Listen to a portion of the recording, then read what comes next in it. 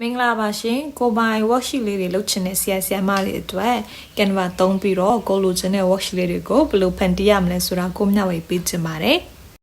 ပထမဦးဆုံး Google ကနေပြီးတော့ Canva website ကိုအရင်ဝင်လိုက်ပါမယ်ပြီးရင် create a design ကိုနှိပ်လိုက်လို့ရှိရင်အောက်မှာ category အများကြီးကျလာမယ်ပေါ့နော် worksheet ကိုရွေးလိုက်ပါမယ်အခုဆိုရင်တော့ကို design လုပ်မဲ့စာမျက်နှာကိုရောက်ပြီပေါ့နော်ကိုဘာ design လုပ်မလဲဆိုတော့ကိုမသိသေးဘူးဆိုလို့ရှိရင်တော့ design ဆိုတဲ့နေရာမှာနမူနာပုံစံလေးတွေတွက်ကြည့်လို့ရတယ်ပေါ့နော်ပုံစံကမျိုးစုံရှိပါတယ်အမှကိုကြိုက်တဲ့ပုံစံကိုဒါ example ပေါ့နော်ပုံစံရွေးပြီးတော့ဒါလုပ်လို့ရမယ်ပေါ့နော်အခုဆိုလို့ရှိရင်တော့ပုံစံတစ်ခုကိုရွေးလိုက်ပါပြီဒီပုံနေစာတွေကကိုသုံးမှာမဟုတ်တဲ့အတွက်ကြောင့်မို့လို့ဖြစ်လိုက်ပါမယ်နာမည်နဲ့ရက်စွဲလေးပဲခြံထားခဲ့လိုက်မယ်ပေါ့နော်အခုဆိုလို့ရှိရင်တော့ worksheet လုပ်ဖို့အဆင်သင့်ဖြစ်ပါပြီအဲ့ဒီ worksheet မှာကtable ပုံစံလေးနဲ့ထည့်ပြီးတော့သုံးမှာဖြစ်တဲ့ကြောင့်မို့လို့ element ကနေပြီးတော့ table တော့ခေါ်လိုက်ပါမယ် table ကိုလည်းကိုလိုချင်တဲ့ပုံစံကိုညှိယူလို့ရပါတယ်အဲ့စာမျက်နှာအပြည့်လိုချင်တဲ့အတွက်ကြောင့်မို့လို့နော်အဆက်လေး30ကိုနှိပ်လိုက်မယ်ပြီးလို့ရှိရင် add row လေးကိုထပ်နှိပ်လိုက်မယ်ပေါ့နော်ဒါဆိုလို့ရှိရင်တော့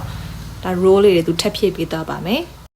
column အတွက်လည်းအလားတူလုပ်လို့ရတယ်ပေါ့နော်ဆိုတော့ column လေးတွေကကြီးနေလို့ column လေးထပ်ဖြည့်လိုက်ပါအောင်မယ်ဒီလိုမျိုးပဲအဆက်လေး30ကိုနှိပ်ပြီးလို့ရှိရင် add column ကိုနှိပ်လိုက်ရင်ရပြီပေါ့နော်ကလေးတွေရဲ့အသက်အရွယ်လိုက် worksheet ပုံစံတွေလည်းကွာတယ်ပေါ့နော်မကလေးက preschool တို့ nursery တို့အလားအခုမှအသက်3နှစ်ကနေ9နှစ်ကလေးတွေအတွက်ဆိုလို့ရှိရင်တော့စာလုံးတွေကကြီးလေပိုကောင်းလေပေါ့နော် table နဲ့ margin ပုံစံတကျဖြစ်အောင်နည်းလေးညှိလိုက်မယ်ပေါ့နော်ကြည့်ကောင်းလို့ညှိလိုက်မယ်ပြီးလို့ရှိရင် name နဲ့ date ကိုလည်းဒါပုံစံလေးလှပလေးဖြစ်အောင်ပေါ့နော်ညီညာလေးဖြစ်အောင်ညှိလိုက်ကြမယ်ပေါ့နော်ဒါကိုလိုချင်တဲ့ပုံစံကိုလုပ်လို့ရပါတယ်အခုလုံးမဲ့ worksheet က preschool ကလေးတွေအတွက်ဆိုရင်တော့ဒါနည်းနည်းသေးနေတယ်လို့ပဲပေါ့နော် table site ကလည်းနည်းသေးနေတယ်လို့ပဲဒါကြောင့်မလို့ column တစ်ခုလောက်ကိုဖြတ်လိုက်မယ်အခုဆိုရင်တော့ဒါအဆင်ပြေသွားပြီပေါ့နော် ready ဖြစ်သွားပြီအခု solution တော့စာရိုက်ဖို့ text လေးတော့ခေါ်လိုက်မယ်ပေါ့နော်so text မှာ add a heading ရှိတယ်เนาะ sub heading လေးရှိတယ်ကြိုက်တာတော့ခေါ်ပါအဲ့တော့ add a heading ကိုခေါ်လိုက်မယ်ပြီးလို့ရှိရင်ကိုကကာကြီးအခရာလေးတွေလောက်မှဖြစ်တဲ့ကြောင့်မလို့ကာကြီးလေးအရင်ရေးလိုက်မယ်ပေါ့နော်ပြီးရင်ကိုလိုချင်တဲ့ site ကိုပြန်ပြီးတော့ညှိယူမှာပေါ့နော် site ကကြီးလေးပဲကောင်းပါတယ်ခလေးတွေအတွက်ဆိုတော့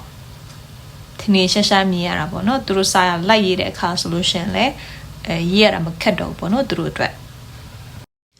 ပြီးရင်အဲ့ဒီ box လေးကိုပဲ copy paste လုပ်ပြီးတော့နေရာတကျပြန်ချမယ်ပေါ့နော်ဒီ worksheet က tracing worksheet ဖြစ်တဲ့ကြောင့်မို့လို့ကျတော့ font လေးပြောင်းလိုက်မယ်ပေါ့နော်မြန်မာ tracing font လေးကိုပြောင်းလိုက်မယ်ပြီးရင်ကိုလိုချင်တဲ့ site ကိုပြန်ပြီးတော့ချိန်မယ်ပေါ့နော်အခုကတော့ table မှာအကွက်ရှိတဲ့အတိုင်းပေါ့နော်ကိုကလိုက်ဖြည့်မယ်လိုက်ဖြည့်ဖို့အတွက်ကိုစာလုံးလေးတွေအရင်ရေးရမယ်ပေါ့နော်ဆိုတော့ copy paste ပဲလုပ်လိုက်မယ်ဒီစာလုံးတွေကိုအောက်က table အကွက်နဲ့တညီလေးဖြစ်အောင်ပေါ့နော် table အကွက်ထဲမှာဝင်နေအောင်လို့ညှိလိုက်မယ်ဒီလိုညှိရတာအဆင်မပြေဘူးဆိုလို့ရှိရင်အဲ့ဒီ letter spacing မှာတွားပြီးတော့ဒါအကွက်ထဲဝင်အောင်ညှိလို့ရတယ်ပေါ့နော်